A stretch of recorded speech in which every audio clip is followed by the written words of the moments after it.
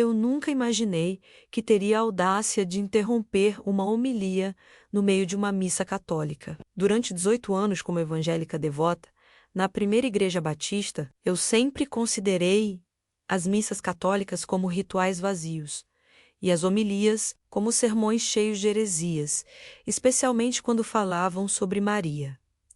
Para mim, qualquer menção a Maria e a devoção a ela era um erro teológico grave que precisava ser publicamente corrigido, não importava o lugar nem a situação.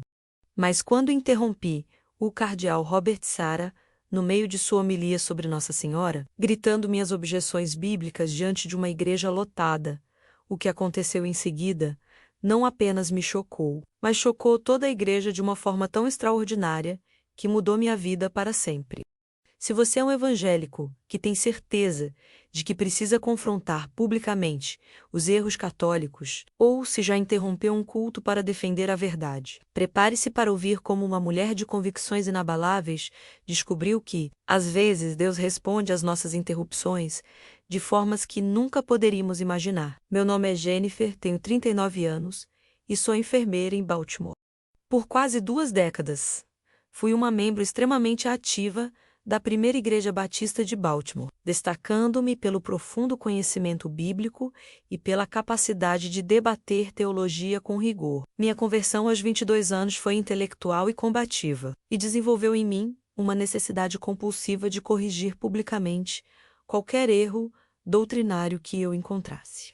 Uma das coisas que me definia como batista era a disposição de interromper e confrontar qualquer pregação católica sobre Maria que eu considerasse antibíblica. Eu não tinha medo de me levantar no meio de celebrações católicas para levantar objeções públicas. Se estão pregando heresia, eu raciocinava. Tenho o dever cristão de corrigi-los em público.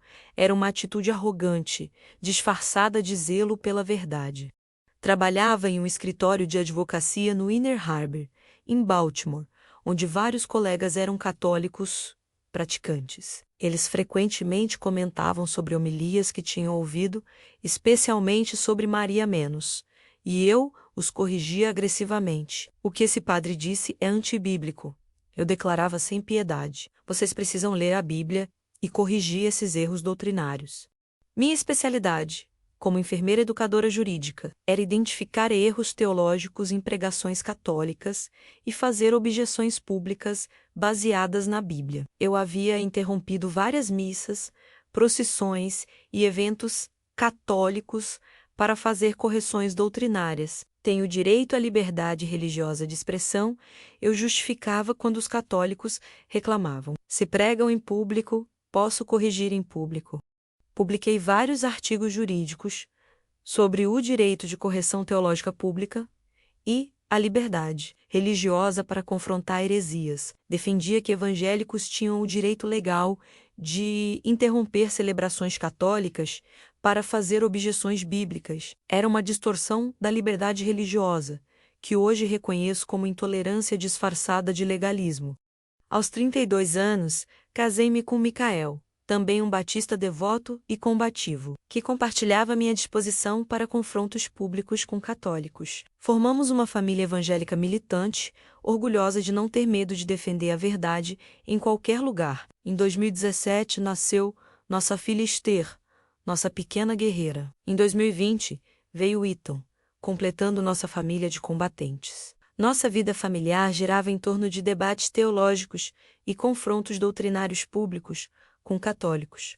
Ensinávamos nossos filhos a identificar erros católicos e a não ter medo de corrigi-los publicamente. Mamãe e papai defendem a verdade bíblica em qualquer lugar, dizíamos com orgulho. Nunca ficamos calados diante das heresias marianas. Mas em outubro de 2024, nossas vidas tomaram um rumo que colocaria à prova toda a minha arrogância argumentativa e minha prontidão para o confronto público. Ethan, então com 4 anos, começou a apresentar sintomas respiratórios graves, tosse persistente com sangue, extrema dificuldade para respirar, febre alta constante e fadiga severa. Após uma avaliação urgente no Hospital Johns Hopkins, recebemos o diagnóstico que nos destruiu: fibrose cística avançada com complicações pulmonares graves, uma doença genética, degenerativa, sem cura conhecida. Ethan precisa de tratamento intensivo imediato, explicou o pneumologista Dr. Anderson. É uma condição muito séria que afeta drasticamente a qualidade e a expectativa de vida. Como mãe desesperada e batista convicta, coloquei toda a minha fé e oração apenas em Jesus. Nossa igreja se uniu em campanhas de jejum e oração. Suplicava a Deus com tudo o que tinha. Senhor, cura meu filho. Não preciso de intermediários. Cristo é suficiente. Mas os meses passaram menos. E Ethan só piorava. Seus pulmões falhavam mais rápido do que qualquer um esperava. Ele enfrentava pneumonias sucessivas, sendo internado repetidamente. As palavras do médico eram sombrias. Talvez ele não viva mais que alguns anos. No meio daquele pesadelo, algo no hospital começou a me incomodar. Minha colega Sarah, enfermeira católica devota, sempre se oferecia para ajudar e dizia: Jennifer, estou rezando novenas pela cura de Ethan. Nossa Senhora tem um amor especial pelas crianças doentes. Eu explodia toda vez. Sarah, pare com as superstições. Ethan precisa de remédio e de Jesus, não de orações a uma mulher morta. Numa fria manhã de dezembro de 2024, enquanto a respiração de Ethan soava como vento forçado por frestas estreitas, Sarah veio com uma sugestão que me pareceu absurda. Jennifer, haverá uma missa especial de cura neste domingo. O cardeal Robert Sarah vai falar sobre Maria e milagres, na Basílica de Baltimore. Por que não levar Ethan só para receber a oração? Recusei na hora, com a dor misturada à amargura que o sofrimento produz. Ouvir heresias sobre Maria numa missa católica? Não, obrigada. Mas Sarah, com a paciência que só a fé ensina, olhou-me firme e disse: E se você estiver errada? Ethan está muito doente. O que você tem a perder, além de algumas horas e talvez um pouco de orgulho? Demorei a responder. O instinto materno não é teológico, é primal. Olhando para o rosto pálido e a respiração frágil do meu filho, minha razão teimosa teve que ceder. Finalmente, eu disse: Eu vou, mas se disserem algo contra o Evangelho, eu vou falar. Tenho o dever de falar. O domingo chegou. Carreguei Ethan nos braços até a Basílica do Santuário Nacional da Assunção da Virgem Maria, no coração de Baltimore. Ele parecia mais pesado do que nunca. Não apenas no corpo, mas no peso do medo que compartilhávamos. A basílica estava lotada. Gente de todos os lugares. Um silêncio denso. Velas tremulavam, como se todos esperassem um milagre. Sentei-me no meio, preparada a menos um escudo de razão. Versículos decorados na ponta da língua. A missa parecia uma encenação: cantos, incenso, restos precisos. Então começou a homilia. O cardeal Sarah subiu ao púlpito. Sua voz era calma e profunda quando começou a falar sobre Maria. Hoje refletimos sobre o amor materno de Nossa Senhora por nossos filhos enfermos. Meu coração se endureceu na hora. Aí vem a idolatria disfarçada, pensei, mas havia algo diferente em sua voz. Não era teatral, era suave, como quem fala de uma mãe ausente com saudade. Maria, ele disse, não tem poder por si mesma. Mas Jesus, ao ver o pedido de sua mãe por nós, especialmente por mães angustiadas, se comove. Ela não substitui Jesus, ela o toca. Ele fazia pausas após cada frase, pausas que convidavam à reflexão, não à persuasão. Mas minha mente gritava: há um só mediador entre Deus e os homens, Cristo. Quando ele disse: confiemos nossos filhos à ternura da mãe de Jesus, pois nenhuma dor escapa ao seu coração. Eu me levantei. A voz que saiu de mim me surpreendeu. Era mais alta do que eu esperava.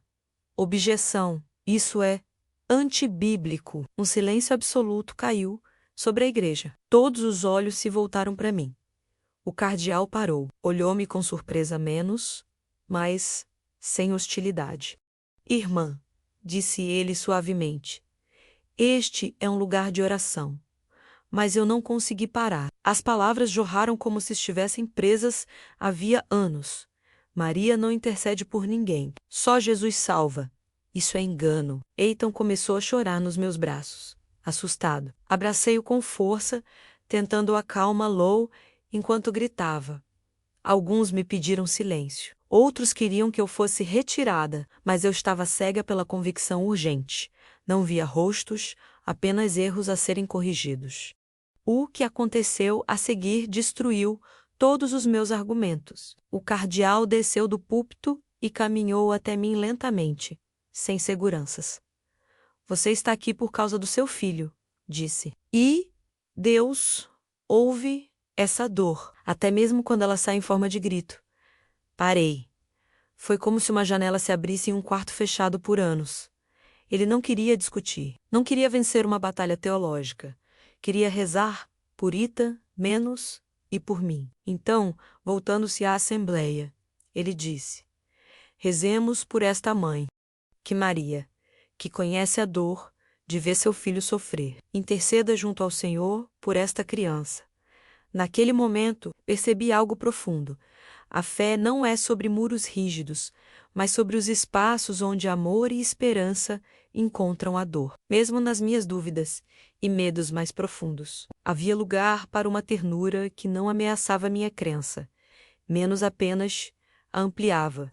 Talvez, só talvez, a cura comece não apenas nos milagres que pedimos, mas na graça que encontramos quando abrimos o coração ao que não entendemos, e sem nenhum combinado prévio, como se todos tivessem ensaiado no coração, 800 vozes começaram a rezar juntas. Uma onda de compaixão encheu a basílica, menos como se cada homem e mulher ali estivesse segurando um Ethan próprio. E então algo além das palavras aconteceu. Ethan, que mal respirava havia dias, soltou um suspiro longo e profundo. Abriu os olhos, e neles havia uma luz que eu não via há semanas. Mamãe, disse ele, com a voz firme e clara, não dói mais. Eu posso respirar. Fiquei paralisada. Coloquei a mão sobre seu peito e senti o ar fluindo, os pulmões funcionando, a vida pulsando. Meu filho não estava apenas melhor, ele estava vivo de verdade. O cardeal regeu Roussey ao nosso lado. Tocou de leve o ombro de Ethan e sussurrou. Às vezes, o milagre vem quando o coração mais resiste. Maria não se ofende com a dúvida, menos ela a entende. E, como toda mãe, responde, mesmo quando não é compreendida. Eu não conseguia falar, só chorei, lágrimas quebrando os muros que eu nem sabia que havia construído. Orgulho, raiva, medo, tudo escorrendo pelo rosto. Não sei explicar o que aconteceu naquele dia. Mesmo agora, luto para encaixar aquilo na minha teologia. Mas uma coisa é certa: meu filho foi tocado. E eu também. Talvez fosse fé, talvez compaixão coletiva, talvez aquela mãe silenciosa intercedendo, talvez o próprio Deus, que nos ouve mesmo quando gritamos contra ele. E talvez menos só, talvez menos o céu tenha mais caminhos para nos alcançar do que eu jamais imaginei. As pessoas choravam em silêncio, outras filmavam, mas todos sentiam algo sobrenatural havia acontecido. Interrompi a homilia com objeções e Nossa Senhora respondeu curando meu filho. Como ela pode amar alguém que a rejeitou tão publicamente? Perguntei ao cardeal. Porque ela é mãe, respondeu ele. E mães sabem que às vezes a rejeição vem do desespero, não da malícia. Caí de joelhos ali mesmo, ainda segurando Ethan, que respirava normalmente pela primeira vez em meses. Nossa Senhora, sussurrei pela primeira vez na vida. Perdoa minha interrupção arrogante. Perdoa minhas objeções orgulhosas. Tu curaste meu filho enquanto eu te atacava em público. Que tipo de amor de mãe é esse que responde assim? A igreja inteira explodiu em aplausos emocionados. As pessoas se aproximavam chorando, nos abraçando, testemunhando a transformação de uma mulher que entrou desafiando e saiu quebrada pela misericórdia. Corri ao Hospital Johns Hopkins para confirmar o que vi. O Dr. Anderson examinou Ethan, completamente atônito. Jennifer, eu não entendo. A função pulmonar de Ethan está drasticamente melhor. É como se a fibrose cística tivesse entrado em remissão súbita. Nunca vi nada assim em toda a minha carreira. No domingo seguinte, voltei à mesma basílica, menos desta vez humilde e arrependida menos, e pedi para falar publicamente. Na semana passada, disse eu, diante das 700 pessoas, muitas das quais me viram interromper a homilia, interrompi o cardeal Sara com objeções arrogantes. Hoje estou aqui pedindo perdão público pela minha intolerância disfarçada de zelo pela verdade. Continuei, com a voz trêmula de emoção. Aprendi que Nossa Senhora não se ofende com as objeções de uma mãe desesperada. Ela respondeu à minha agressão pública com uma cura que não posso negar. Ethan melhora cada dia menos, e isso aconteceu justamente quando eu a rejeitava. A igreja foi tomada pela comoção.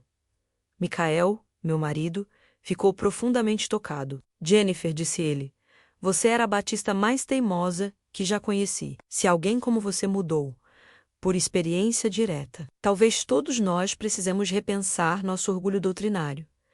3 meses depois, toda a nossa família se converteu ao catolicismo. A notícia abalou nossa antiga igreja batista, conhecida por interromper missas para levantar objeções. Minha transformação deixou a congregação em choque. Como você pode aceitar agora o que antes combatia? Perguntaram-me. Porque Maria se mostrou nada do que eu imaginava, respondi. Hoje, 2 anos depois daquela interrupção, Ethan está completamente curado. Nenhum sinal de fibrose cística permanece. Ele respira livremente e vive como qualquer criança saudável. Os pneumologistas de Johns Hopkins chamam seu caso de um dos mais extraordinários já documentados. Minha vida mudou completamente. Continuo enfermeira menos, mas agora defendo com paixão o direito dos católicos de celebrar sua fé, sem interrupções agressivas. Escrevo sobre intolerância religiosa, disfarçada de zelo, e parei de interromper missas para sempre. No escritório, perto do Inner Harbor, muitos colegas que antes me viam discutir agora testemunham minha nova postura. Jennifer, disse uma colega católica, sua transformação é o testemunho mais poderoso que eu conheço. Você não apenas parou de interromper, você defende ativamente o direito de adorarmos em paz. Às vezes, a vida nos ensina que os milagres mais profundos não estão só na cura do corpo, mas na cura do coração, menos abrindo-nos ao amor e à misericórdia, além do que julgávamos possível. Talvez esse seja o verdadeiro milagre, aprender a confiar em um amor que responde mesmo quando estamos no nosso pior. Das 800 pessoas que testemunharam aquele momento improvável, menos minha interrupção e a cura inesperada de Ethan, menos nasceu uma comunidade silenciosa, unida não pela doutrina, mas pela admiração pela misericórdia. Muitos ainda me escrevem. Ver Deus te tocar daquele jeito nos ensinou que Ele não responde com punição, mas com ternura menos, mesmo quando gritamos contra Ele. Sara, a mulher que um dia me fez aquele convite. Gentil tornou-se, uma presença constante em minha vida. Jennifer, disse ela uma vez, com os olhos brilhando de fé serena. Maria esperou quase 2 décadas pelas suas objeções. E, quando você fez a mais pública e dura de todas, foi exatamente quando ela se inclinou e respondeu com um milagre que nenhuma doutrina poderia negar. E era verdade. Não houve resposta teológica, nem debate menos, apenas o toque silencioso de algo que mudou tudo. Hoje faço parte de um ministério que constrói pontes, onde antes eu só via muros. Católicos e evangélicos se sentam juntos para ouvir, aprender e acolher. Quando compartilho minha história, não escondo as partes desconfortáveis. Falo da minha raiva, da minha arrogância, das palavras que lancei como pedras. Maria respondeu com amor, costumo dizer. E se ela abraçou alguém que a interrompeu com hostilidade, imagine como acolhe quem vem com o coração em paz.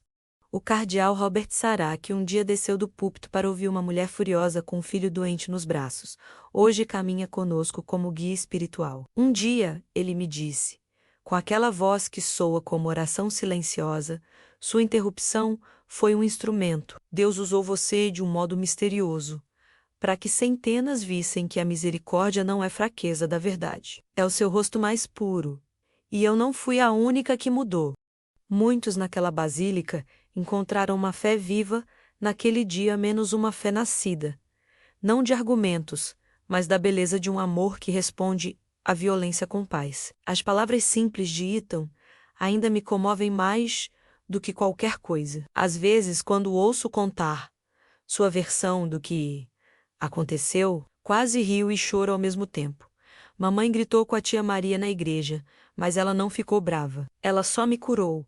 Há uma profundidade nas palavras das crianças que nenhum livro alcança. Agora entendo. Minha fúria pública não era uma defesa nobre da verdade, mas um muro construído de orgulho, disfarçado de zelo. Antes, eu interrompia por vaidade.